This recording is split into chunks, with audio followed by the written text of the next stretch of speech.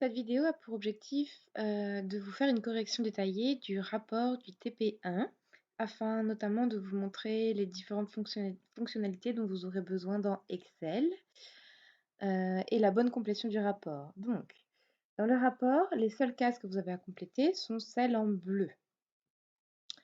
Cela commence par inscrire votre groupe de TP, donc par exemple Biomed 712, et la lettre de votre groupe, même si vous êtes tous seul cette année, par exemple F.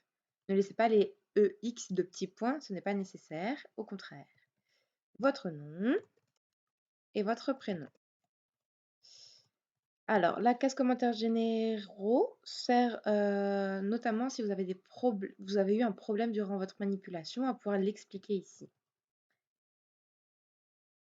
Alors, la partie 1 n'était pas comprise dans le rapport, il n'y avait rien à faire dessus. On commence donc par l'étude des caractéristiques spectrophotométriques du NAD. La première étape va être de compléter ce petit tableau qui reprend la concentration et l'absorbance. Donc, vous avez eu les fichiers de résultats qui sont ici. Donc, celui-là est pour 260 nanomètres et celui-là pour 340 nanomètres. Les données que vous allez utiliser pour tracer la droite d'étalonnage sont celles à 340 nanomètres. Pourquoi? Car si on reprend le syllabus et si on regarde le spectre d'absorption du NAD+ et du NADH, on voit bien que le NADH seul est dosé à 340 nanomètres et que le NAD+ n'est pas absorbé à cette longueur d'onde. Donc maintenant, nous savons donc que nous allons utiliser ces données-là. Donc ici, nous avons les concentrations des standards que nous avons utilisés. Donc le 1E moins 6 veut dire 1 fois 10 puissance moins 6, soit 0. C'était une question qui m'était posée. Et nous avons ici les résultats des absorbances. Donc, comme vous le voyez ici, l'absorbance du 0 n'est pas égale à 0, c'est-à-dire qu'il s'agit d'une absorbance brute. Et si vous descendez un peu plus bas, vous avez ici...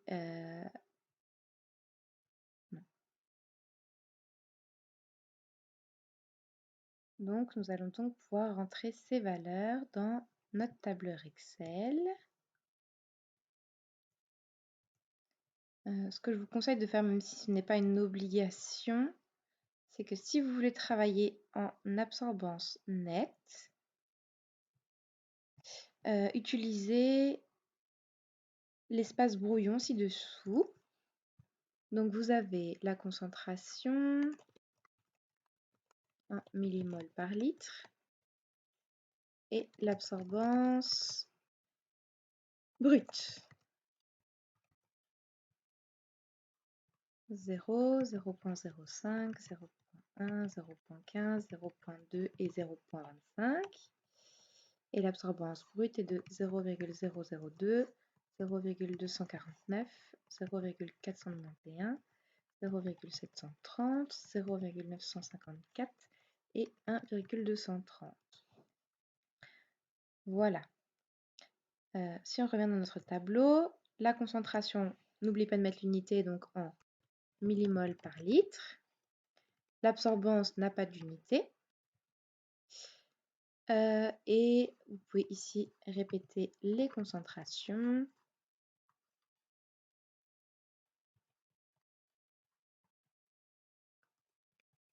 Et alors, pour calculer l'absorbance nette, on va utiliser une formule qui est égale à l'absorbance brute du 0, du blanc, moins l'absorbance brute du blanc. Alors, évidemment, pour le premier, cela fera 0.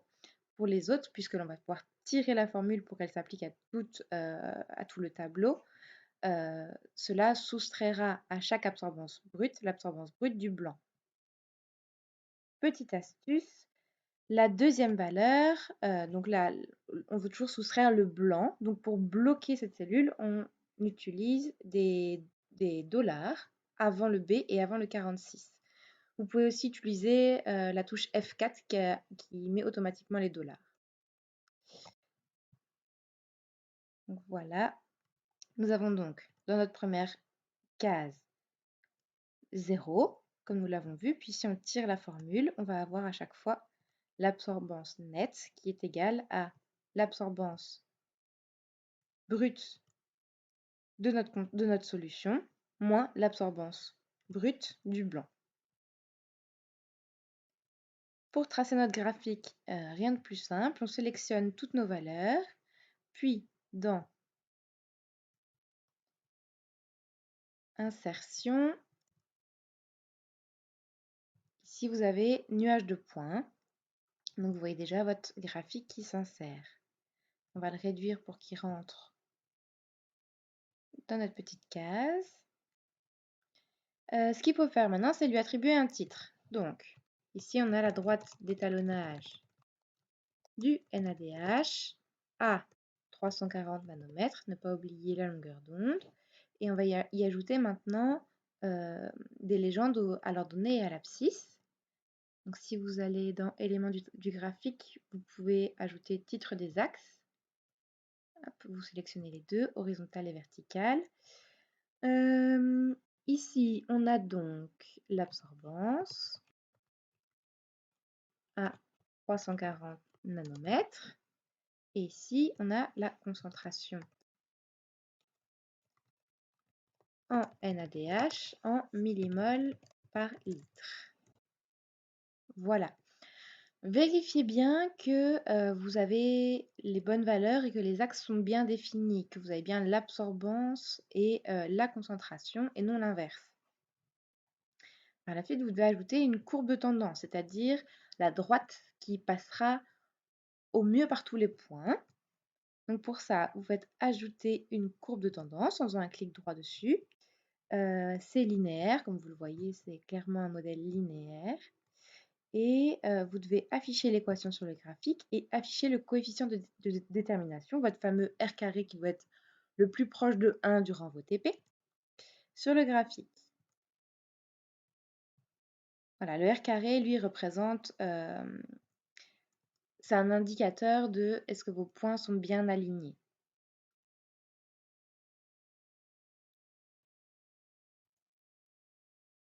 Alors, pour la suite, le R carré, alors ce que je vous demande de faire, c'est de ne pas recopier le R carré qui est indiqué ici, mais plutôt d'utiliser une formule. Quand vous allez dans l'onglet Formule, vous avez toutes les formules qui peuvent vous être utiles. Donc, somme, c'est-à-dire que si on veut faire la somme d'une plage de cellules, donc par exemple, si ici je mets 1, puis 15, puis 14, et que je veux faire la somme, il ne faut pas faire égal et tout cela, mais il faut faire égal somme. Et alors, vous allez voir, si vous cliquez sur la fonction somme, il vous met entre parenthèses ce que vous devez faire. Donc, vous devez mettre votre premier nombre, donc vous sélectionnez votre première case, puis votre deuxième, etc. Pour aller plus vite, ce que vous pouvez faire, c'est carrément sélectionner plusieurs cases d'un coup. Voilà, donc ça, c'est la fonction somme, par exemple. La fonction max,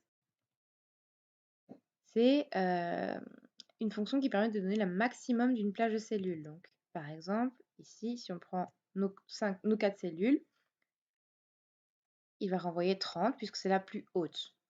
Idem pour min. J'imagine que vous avez compris le principe. Et pour la moyenne, c'est de même. Vous devez faire égale moyenne. Soit vous mettez une parenthèse, soit vous cliquez dessus. Vous sélectionnez les cases d'intérêt. Vous fermez la parenthèse et vous avez votre moyenne qui est calculée automatiquement. Celle qui nous intéresse d'autant plus ici pour une droite d'étalonnage, c'est le R carré. Donc vous devez utiliser la formule égale coefficient de détermination.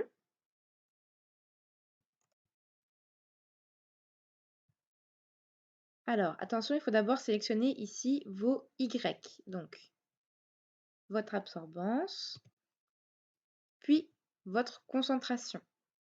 Ferme la parenthèse. Et vous pouvez vérifier que votre R carré est similaire au R carré indiqué sur le graphe. Pour la valeur de la pente, dans l'onglet formule, vous avez également la formule à utiliser qui est égale droite.reg. Égale droite. Oh, c'est pas droite.reg, mais droite reg. De même, vous sélectionnez d'abord votre Y, puis votre X.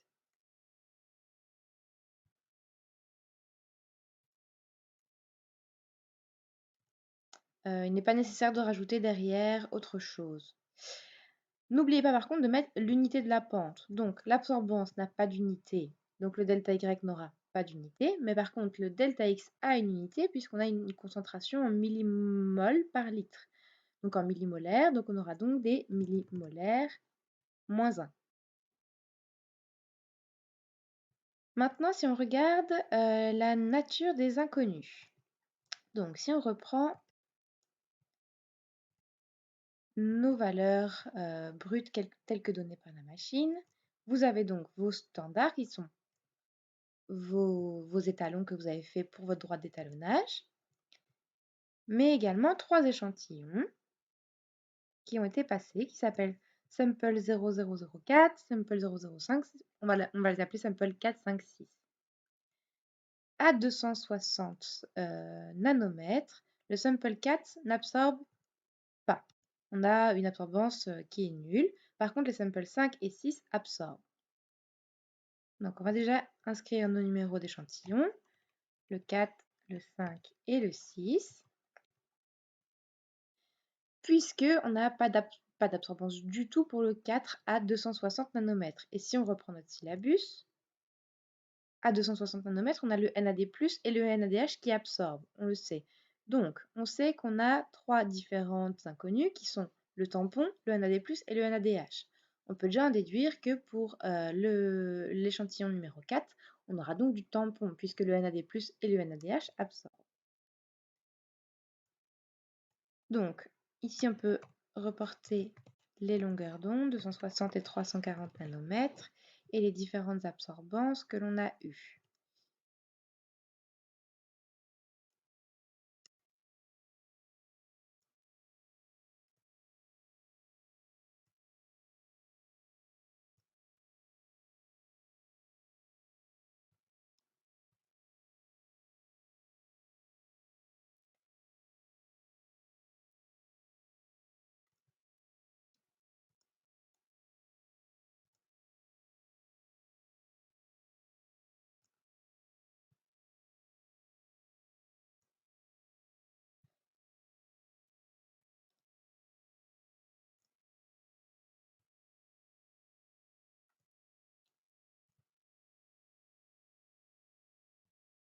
Donc, c'est-à-dire, pour le sample 4 à 260 nanomètres, on n'a aucune absorbance, 0,626 et 0,754. À 340 nanomètres, cette fois, on n'a toujours pas d'absorbance, ou très peu d'absorbance. Pour la solution 4, très peu d'absorbance pour la solution 5, et on a une solution 6 qui absorbe à 340 nanomètres. Donc, comme on l'a dit, et en fonction du syllabus, notre solution 4 est donc notre tampon, puisqu'elle n'absorbe à aucune des longueurs d'onde. Pour la solution 5, elle absorbe à 260 nanomètres, mais pas à 340 nanomètres. Au vu du spectre d'absorption du NAD+, et du NADH, on a donc une solution de NAD+, puisqu'on n'a aucune absorption à 340 nanomètres. Et finalement, notre solution 6 est la solution du NADH, puisqu'elle absorbe aux 2 longueurs d'onde différentes. Et comme vous le voyez, c'est en accord avec le spectre d'absorption, puisque l'absorbance est plus élevée à 260 nanomètres qu'à 340.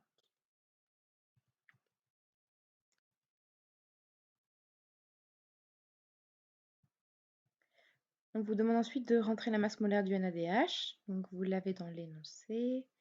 La masse molaire du NADH est de 709,4 grammes par litre. Pas oublier l'unité. Grammes par mol. Donc on vous demande ici la masse molaire du NADH que vous avez dans l'énoncé, puisqu'elle est égale à 709,4 grammes par mol.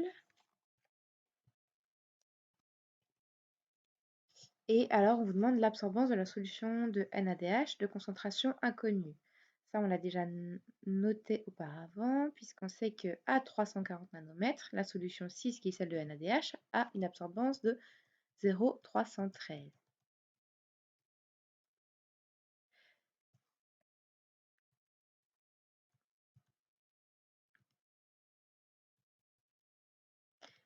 Quelle va donc être la concentration de l'échantillon inconnu? Attention, ici on a une absorbance brute, alors qu'avant nous avons utilisé l'absorbance nette. Donc on va donc transformer cette absorbance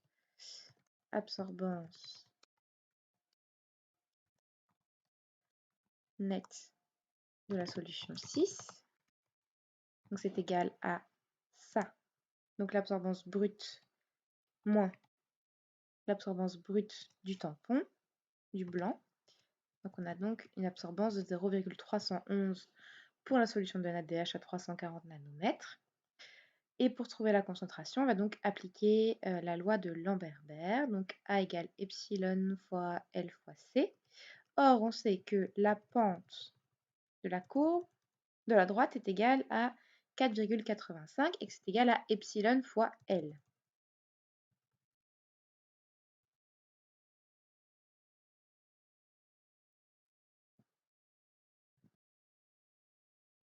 Si on reprend notre droite d'étalonnage, on a donc l'équation de la droite. On a déjà extrait la pente, donc le A ici, la valeur de la pente, et on va maintenant extraire le B, donc le plus 0,0006, à l'aide d'une formule. Je vous le montre ici, ce n'était pas une obligation de le faire, mais par la suite, pour l'enzymologie, ce sera intéressant de connaître cette formule. Donc, elle est dans les formulaires des rapports d'enzymologie, elle n'était pas ici.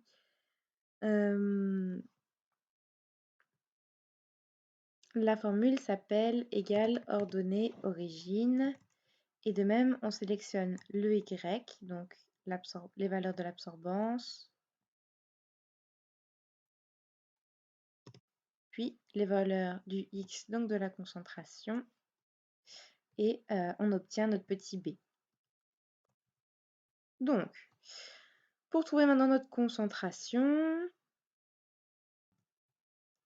on sait que l'absorbance est égale à epsilon fois L fois C.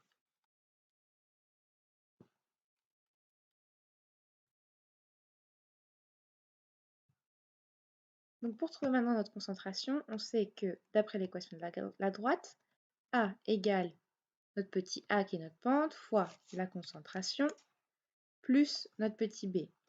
Et donc, C est égal à l'absorbance moins le petit b divisé par la pente. En pratique, on a donc la concentration est égale à l'absorbance, entre parenthèses, l'absorbance nette de notre solution moins le petit b que l'on a extrait ici, pour la parenthèse, divisé par la valeur de la pente étant ici. Cela nous donne donc une concentration que l'on va pouvoir reprendre ici. Donc pour annoter dans une même case les deux choses, pour que si on change une case, l'autre change également, vous mettez égal et vous sélectionnez uniquement votre case. Voilà, nous avons donc une concentration de 0,0639 millimolaires. Vous pouvez réduire le nombre de décimales, notamment ici, si nécessaire. Voilà, le rapport du TP1 est donc terminé. N'hésitez pas si vous avez des questions relatives notamment à l'utilisation d'Excel ou relatives à l'expérience. N'hésitez pas à vérifier votre concentration, qu'elle ne soit pas totalement aberrante. Donc ici, on a une concentration de 0,639 millimolaires. Vérifiez bien l'unité. Si on regarde ici dans notre droite d'étalonnage, on avait une absorbance de la solution 6, une absorbance nette de 0,311. Si on regarde, cela semble tout à fait plausible d'avoir une concentration alors en ADH de 0,0640.